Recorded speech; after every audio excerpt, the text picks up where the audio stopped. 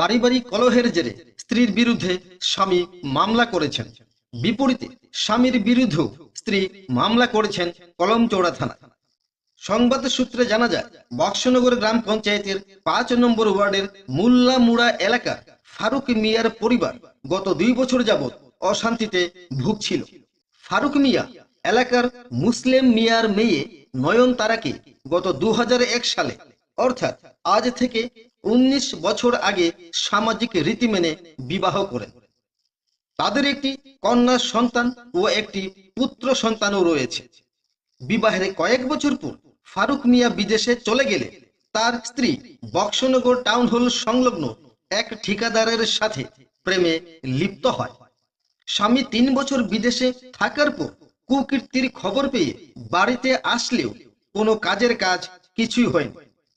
স্ত্রী ওই ঠিকাদারের সাথে আগরতলার কোনো না কোনো পার্কে গিয়ে ফষ্টি নষ্টি করতেন বলে জানা যায়।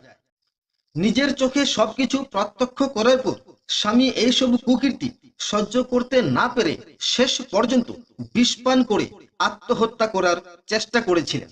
মাসখানেক জিবি হাসপাতালে ভর্তি থেকে শেষ পর্যন্ত প্রাণে বেঁচে গেলেও স্বামী ফারুক মিয়ার দুটি পা সম্পূর্ণভাবে বিকলাঙ্গ হয়ে পড়ে।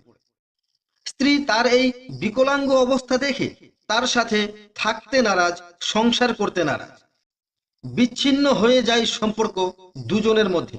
২ বছর যাবৎ তাদের মধ্যে কোনো দেখা সাক্ষাৎ হয়নি, যে যার মতো চলতে থাকে। স্ত্রী নয়নতারা তার এই সুযোগ পেয়ে বক্সনগর গ্রাম পঞ্চায়েতের পঞ্চায়েত সদস্য দুলাল শীল নামে এক ব্যক্তির সাথে গুল্লি ডান্ডা খেলতে মরিয়া হয়ে ওঠে।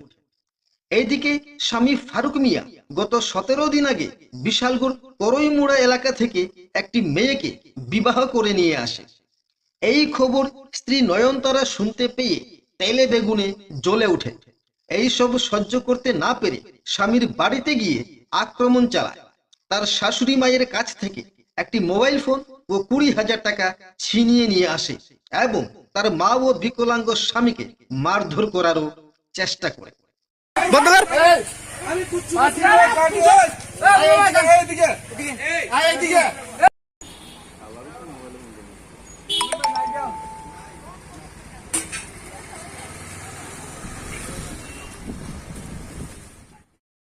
লোকজনের সহায়তায় বেঁচে যায় মা ও বেটা।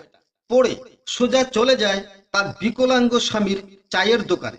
সেখানে গিয়ে তার চায়ের দোকানে তালা ঝুলিয়ে দেয়।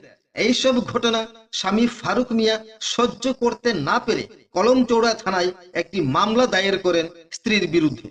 বিপরীতে স্ত্রীও স্বামীর বিরুদ্ধে কলমচৌড়া থানায় একটি মামলা দায়ের করেছেন। কালকে আপনার সাথে কি ঘটনা ঘটছে?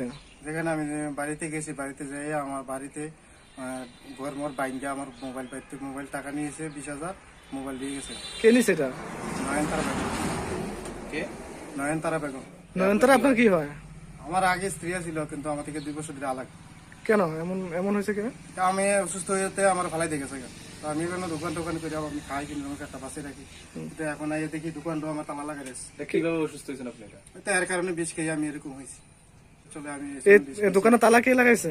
নয়নতারা। কি কারণ? দোকানটা আমার। কি কারণে লাগাইছে তালাটা? তাহাটা হ্যাঁ জানে কি কারণে লাগাইছে, সে করতে পারে। আমার দেখেন আমি গরিব মানুষ, অসহায় মানুষ। আমার দোকানটা আমি এটাতে রোজগার করে ভাত খাই, যা এটাতে আমার ওষুধের টাকাটা আনতে আমার কষ্ট হয়, কিন্তু এটাতে আমি রোজগার করে চলতে আসি। তো এত আমার ফালাই গেছে, এখন আমার দোকানটা তালা, আমি আজকে দোকানটা খুলতে পারছি না। কোথায় গেছে আপনাকে? ফালাইয়া হ্যাঁ গেছে হ্যাঁ বাবার বাড়িতে। অন্য কোনো বিবাহ হয়েছে বা কোনো এমন? তা হইতে পারে না, হইতে পারে হ্যাঁ বিবাহ হইতে পারে। তো হ্যাঁ লোকের তো আমার কোনো যোগাযোগ নাই, হঠাৎ করে এসে এরকম করছে আমার সাথে। আপনি এরকম কেউ আর জিজ্ঞাসা বা তারা গার্ডিয়ানদের? আমি ৩-৪ মাস গার্জেনের পিছিয়ে ঘুরছি। ওরা আমারে কয় আমরা তোমরা যা মনে হচ্ছে তা করো, আমরা এসব ব্যাপারে নাই, আমার এরকম কইয়ে দিচ্ছে। কালকের এই ঘটনায় আপনি থানাতে মামলা করছেন? হ্যাঁ থানাতে মামলা করছি। পুলিশ কি কইছে? পুলিশ কইছে ঠিক আছে দেখবো। এদিকে বিকলাঙ্গ স্বামীর একমাত্র সম্বলে ছিল এই চায়ের দোকান, কিন্তু তাতেও বাহুবলী দেখিয়ে স্ত্রী তালা ঝুলিয়ে দেয়। এখন কি করে সে সংসার চালাবে, এটাই তার কাছে বিরাট প্রশ্ন হয়ে দাঁড়িয়েছে। বিশালগড় থেকে সুমন দেবের প্রতিবেদন, ত্রিপুরা পায়োনিয়ার।